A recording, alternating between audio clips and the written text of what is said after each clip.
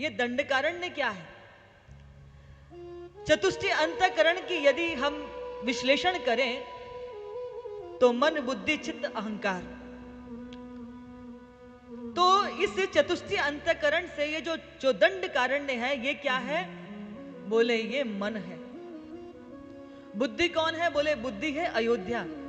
चित्त क्या है? बोले चित्त है चित्रकूट। और अहंकार क्या है? बोले अहंकार है लंका। और जो चित्त है, ये जो मन है, मन, बुद्धि, चित्त, अहंकार, मन जो होता है वो बड़ा चंचल होता है। मन की अवस्था बार बार बदलती रहती है। और इसी दंडकारण्य में बहुत लोगों ने अपने रूप को बदला है। सबसे पहले किसने बदला था? बोले सूर्पणखा ने बदला था। फिर मारीच ने बदला। मारीच के बाद किसने बोला? बोले फिर रावण ने बदला। और रावण के बाद बोले सीता जी ने बदला। याद है ना कि जब भगवान ने सीता जी से कहा था कि अब यहां से लीला प्रारंभ होगी और रावण आपका अपहरण करके लेके जाएगा, इसलिए आप अग्नि में वास कीजिए। तो यहां सीता जी ने भी रूप बदला है। और अब स्वयं श्रद्धा रूपी माता सती ने भी रूप बदल लिया।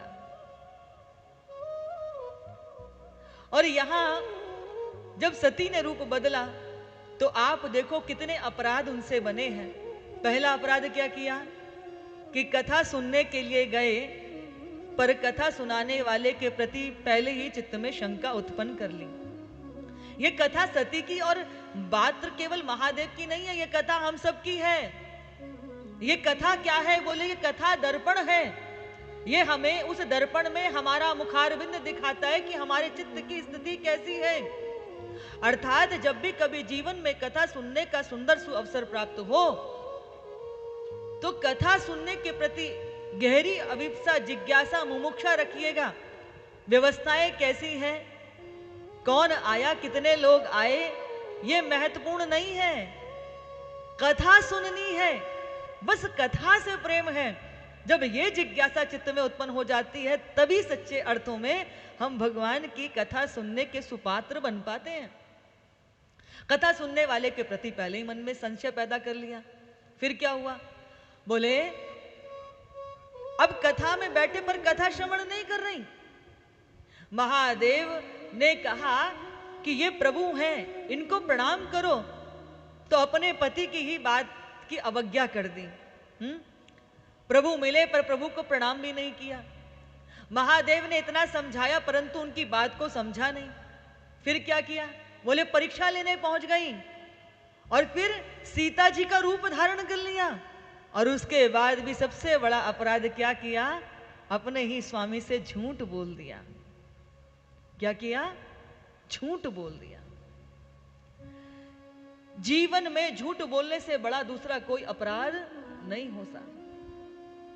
आप मंदिर में बैठे ना बैठे, यज्ञ करे ना करें, अनुष्ठान करे ना करें, तीर्थ यात्रा करे ना करें, पर आपके जीवन में मात्र एक ही आधार हो कि आप जीवन में सत्य का आचरण कर लें, तो आप सच मानिएगा कि मात्र सत्य के आचरण करने से ही आपका जीवन दिव्य बन जाता है। मात्र सत्य का आचरण करने से, सत्य का आचरण करने से। हम कई बार सत्य को कहते कि सत्य बड़ा कड़वा होता है। सत्य कड़वा नहीं होता। उस सत्य को व्यक्त करने में जब हमारा अहंकार मिल जाता है तब सत्य कड़वा हो जाता है। सत्य तो मीठा ही होता है। आप सत्य को किस प्रकार से कह रहे हैं वह महत्वपूर्ण होता है।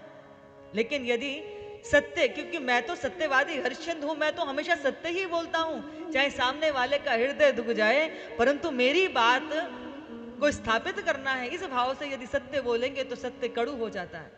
हाँ, सत्य को सुनना बहुत मुश्किल होता है, लेकिन सत्य के मूल में सत्य ही होता है। मन की चंचलता सत्य को धारण नहीं करने देती।